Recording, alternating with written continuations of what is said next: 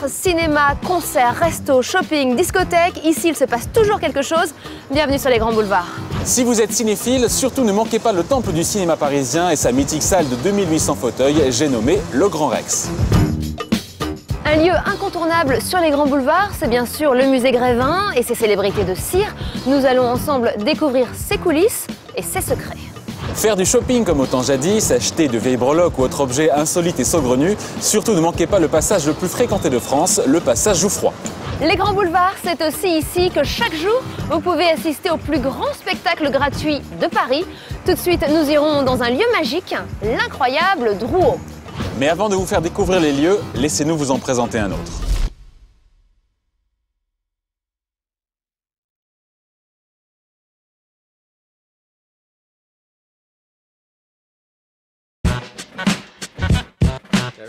Le César de la meilleure salle de cinéma est attribué au Grand Rex.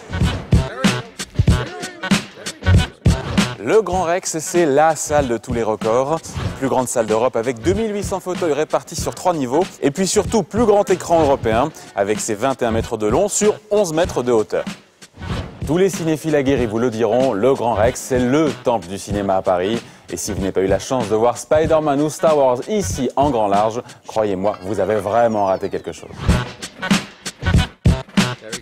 Et puis des stars, il n'y en a pas qu'à l'écran. Si vous levez votre tête, eh bien vous pouvez admirer depuis votre siège un ciel scintillant d'étoiles, culminant à plus de 30 mètres. Allez, après le cinéma, la déco.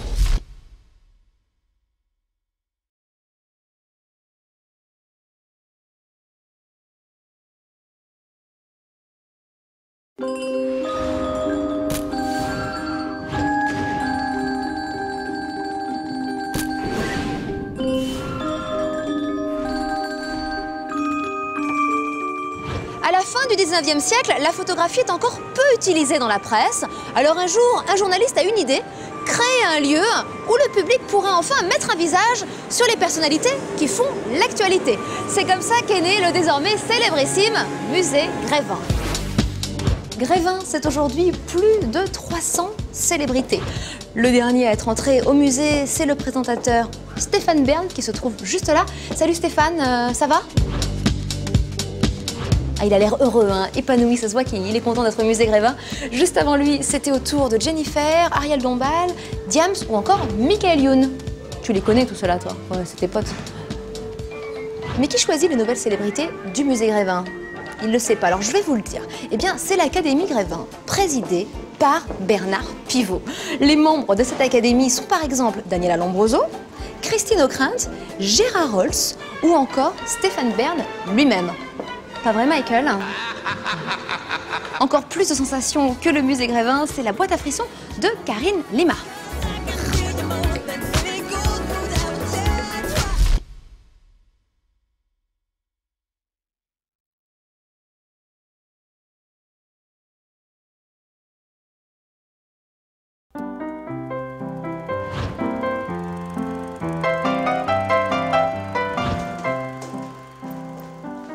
Bonjour.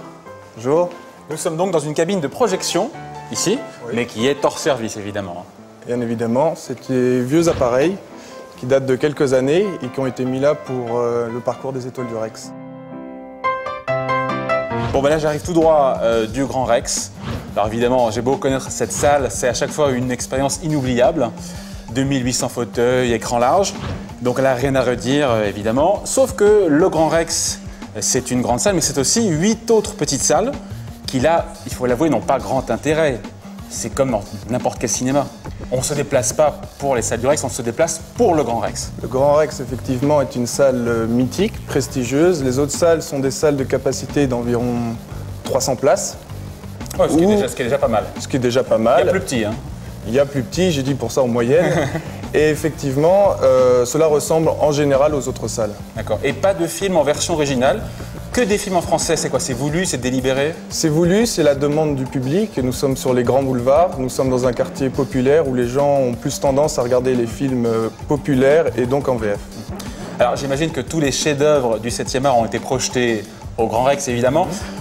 Au box-office du Rex, historiquement, quel est le film qui a enregistré le plus d'entrées? C'est un film pour enfants, j'imagine, c'est un Walt Disney? Oui, ça doit être les Aristochats. Et on approche les quoi? Qui, dans une seule journée, avait fait environ 23 000 entrées la journée. Avec de tels chiffres, vous imaginez bien que les queues faisaient carrément tout le tour du pâté de maison. Et donc revenaient devant le Rex et les gens qui arrivaient pensaient que la queue, on pouvait rentrer directement. Mais il fallait faire tout le tour. Il fallait faire tout le tour. Et il y avait près de 7000 personnes qui faisaient la file d'attente. Ah, même beaucoup plus, ouais. Et le film qui est resté le plus longtemps à l'affiche? C'est Le Grand Bleu, qui a commencé dans sa version normale, en grand large. C'est à partir de là qu'a été inauguré le grand large. Et ensuite en version longue. Et ça a représenté environ en tout 25 semaines. Alors sinon, au Grand Rex, vous organisez des projections nocturnes. Donc effectivement, on fait des nuits, on essaye de réunir des communautés. Donc ça tourne autour, je peux vous dire, les nuits des bronzés, ça peut être la nuit Scream, ça va être la convention Star Wars sur 2 jours. Et là, c'est archi complet. Ah, c'est archi complet, c'est tous les fans européens qui viennent tous déguisés et qui...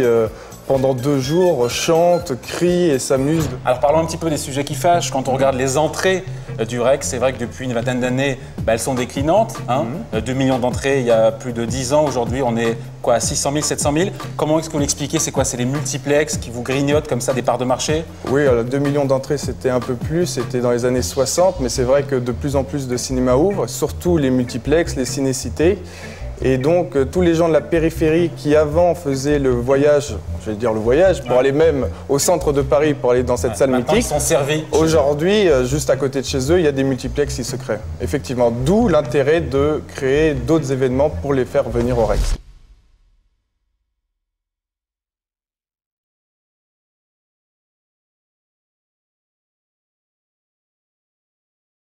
Nous sommes dans les coulisses du musée Grévin. C'est ici que sont fabriquées les célébrités de cire. Tout d'abord, le visage est sculpté à l'extérieur, puis ensuite, on en fait un moule en plâtre dans lequel est coulée la cire. Et alors là, ce que vous voyez, ce sont, en exclusivité quand même, les mains de René, le mari de Céline Dion. Après, on passe dans cet atelier, c'est l'atelier maquillage. Et c'est ici qu'on pose les yeux et les cheveux sur les têtes des personnages. Alors, mademoiselle est en train actuellement de poser les cheveux. Elle le fait un par un à l'aide de ce mandrin, ce petit ustensile un petit peu bizarre. Et il faut pas moins de 500 000 cheveux par personnage. La troisième et dernière étape de la fabrication a lieu dans cet atelier. Vous l'aurez deviné, c'est l'étape des costumes et des accessoires.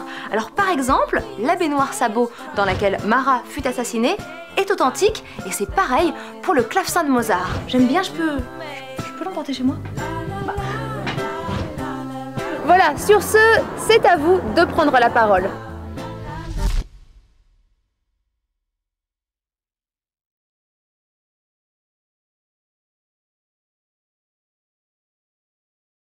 Et si pour une fois, la star c'était vous, c'est le principe des étoiles du Rex, une attraction de 50 minutes où vous traversez l'écran pour pénétrer l'envers du décor et vivre des expériences incroyables comme celle-là. Découvrir une cabine de projection, assister aux coulisses d'un tournage ou encore suivre la fabrication d'effets spéciaux, les dessous du 7e art n'auront plus aucun secret pour vous. Moteur! Et si être acteur vous tente, eh bien ici, par la magie du cinéma, vous pouvez, le temps d'un tournage, vous glisser dans la peau d'un comédien. Alors c'est vrai, tout ça n'est pas gratuit, comptez d'ailleurs à peu près 15 € par tête, mais honnêtement, être une star le temps d'un tournage, franchement, ça n'a pas de prix.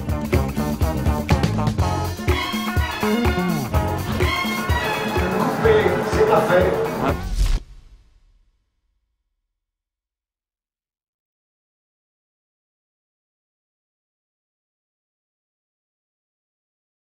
Toujours au cœur des grands boulevards, nous allons maintenant découvrir une véritable institution. Nous sommes à Drouot. C'est la plus ancienne maison de vente aux enchères publiques au monde. C'est aussi une sorte de musée éphémère dans lequel n'importe qui peut aller et venir. Suivez-moi. Nous sommes avec Maître Delettré. Vous êtes président de Drouot et aussi commissaire-priseur. Oui. Dites-nous, tous ces objets qu'on voit là, ils viennent d'où?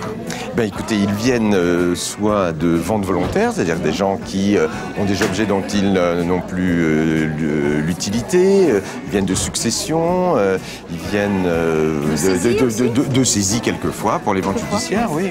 Et alors on trouve de tout, j'ai l'impression qu'il y a des bijoux, des tableaux, quoi d'autre? Vous êtes ici dans un temple de la vente aux enchères. Vous avez à Drouot-Richelieu qui se trouve en plein cœur du 9e arrondissement, tout près des grands boulevards. Vous avez un espace espace de 10 000 m² qui est dédié aux ventes aux enchères publiques. 16 salles qui exposent et qui vendent en alternance tout au long de l'année. Nous effectuons ici par an 2000 ventes. Alors si moi je détiens par exemple un objet, oui. Est-ce que je peux vous l'apporter, vous le proposer? Vous allez me faire une estimation? Absolument. Vous prenez rendez-vous dans les unités de commissaire-priseur et vous amenez votre objet. Je vous dirai. C'est absolument gratuit. On vous dira ce qu'il vaut et on vous dira dans quelle vente on peut l'inclure pour en tirer le meilleur prix. Et l'objet le plus cher que vous ayez jamais vendu? L'objet le plus cher que nous ayons vendu, c'est assez récent. C'est, en ce qui me concerne mon étude, c'est un tableau d'Étienne Dinet, qui est un peintre orientaliste, que nous avons adjugé 2 millions d'euros au mois de juin dernier. Pour finir, pour le plaisir, vous pouvez me faire un adjugé vendu? Adjugé vendu? Oui. Mais j'ai pas de marteau. Non, mais c'est comme si... Voilà, c'est-à-dire qu'avec un petit marteau en ivoire, une fois que la dernière enchère est prononcée, que personne ne réenchérit, on tape. Et on dit adjugé. Et alors, ce qu'il faut dire, c'est que moi, je voudrais inciter les jeunes à venir ici dans nos ventes publiques. Hein. Pas de faire des affaires, même pour absolument. Tout petit budget. Tout petit budget, venez d'abord. C'est très enrichissant, c'est un musée éphémère, c'est gratuit, l'entrée est libre. Il faut faire savoir ça, il faut faire passer le message. Voilà, parce qu'il y a beaucoup de gens qui ne savent pas que Drouot, c'est un accès libre, c'est un accès gratuit. Je vous confirme, je suis subjuguée, c'est exceptionnel. Et puis attendez, ça vaut toutes les pièces de théâtre au monde, parce que vous allez voir l'ambiance dans une vente, c'est extraordinaire. Oh, j'ai hâte. Merci maître. Mais écoutez, avec grand plaisir, revenez souvent. Oh bah oui, comptez sur moi. Merci. Tout de suite, Stéphanie Loire nous invite à découvrir les lieux où faire la fête à Paris.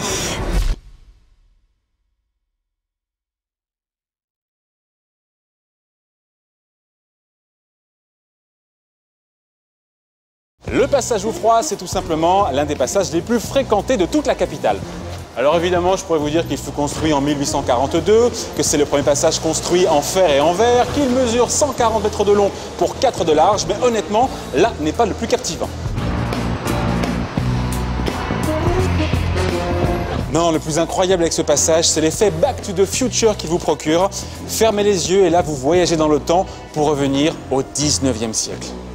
Et oui, car ici, foin de H&M, Zara et autres Gap, mais place à des boutiques au style inimitable, charmant et, il faut l'avouer, un brin insolite.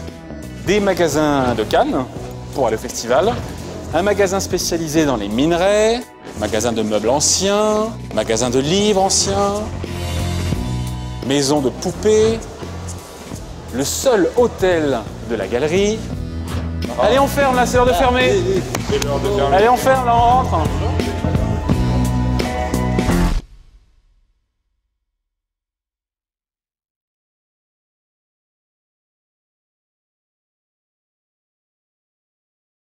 Sur les grands boulevards, vous l'aurez compris, on peut tout faire, se divertir, se cultiver, faire du shopping et même se restaurer.